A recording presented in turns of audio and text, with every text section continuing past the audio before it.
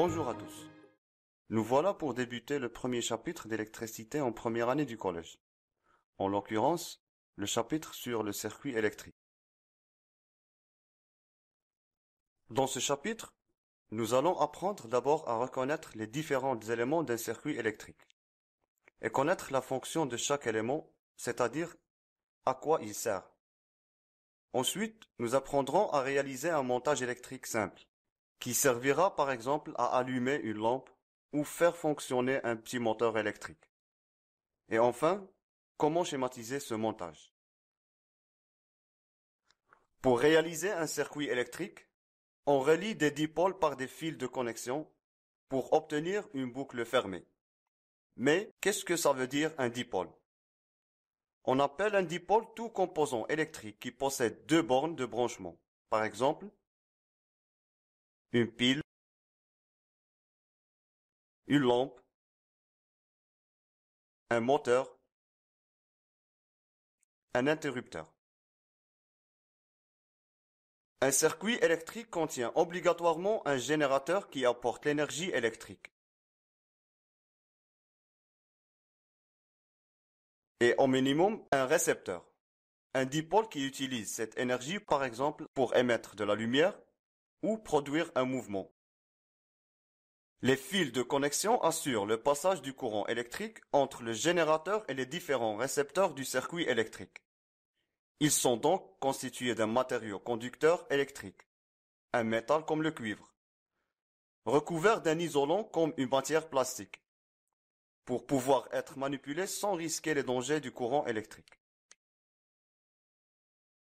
Un interrupteur assure la commande manuelle de l'ouverture et la fermeture d'un circuit électrique. L'interrupteur fermé laisse passer le courant électrique. Il se comporte alors comme un conducteur.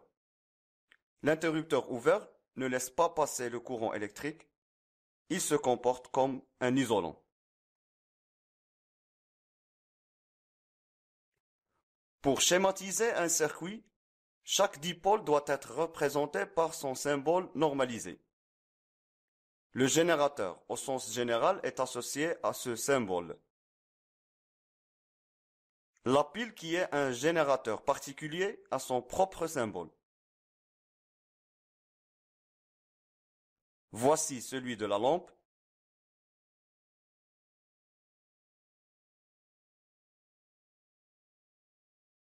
Puis celui du moteur.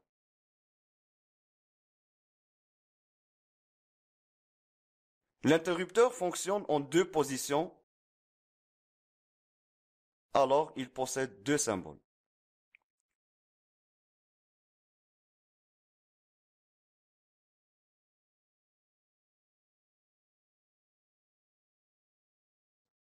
Tous ces symboles normalisés qu'on vient de voir vont nous servir à réaliser notre schéma électrique en suivant des règles bien précises. D'abord, il faut que le schéma soit tracé à la règle et au crayon à papier. Ensuite, il est préférable que les symboles normalisés des différents dipôles soient placés au milieu de chaque côté. Enfin, il faut que l'ordre dans lequel se suivent les différents symboles corresponde à l'ordre de branchement des dipôles dans le circuit. Par exemple, si nous souhaitons réaliser la schématisation du circuit suivant, préalablement, on trace à la règle et au crayon un rectangle qui représente la forme générale du circuit.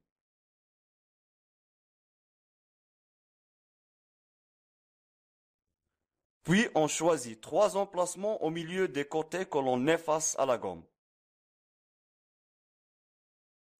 Ensuite, on place les trois symboles, celui de la pile, de la lampe et puis celui de l'interrupteur fermé. Les fils de connexion sont représentés par les côtés du rectangle. Pour finir, on vérifie l'ordre de branchement. Dans le circuit initial, la borne positive de la pile est reliée à la lampe qui est elle-même reliée à l'interrupteur, et ce dernier est relié à la borne négative de la pile. Cet ordre est respecté sur le schéma. Pour conclure, un circuit électrique simple est une boucle fermée qui contient un générateur, un interrupteur et des récepteurs reliés par des fils de connexion. Le générateur fournit le courant électrique. Il est donc indispensable dans un circuit. Lorsque l'interrupteur est ouvert, le circuit électrique est dit ouvert. Le courant électrique ne circule pas. Lorsque l'interrupteur est fermé, le circuit électrique est dit fermé. Le courant électrique circule.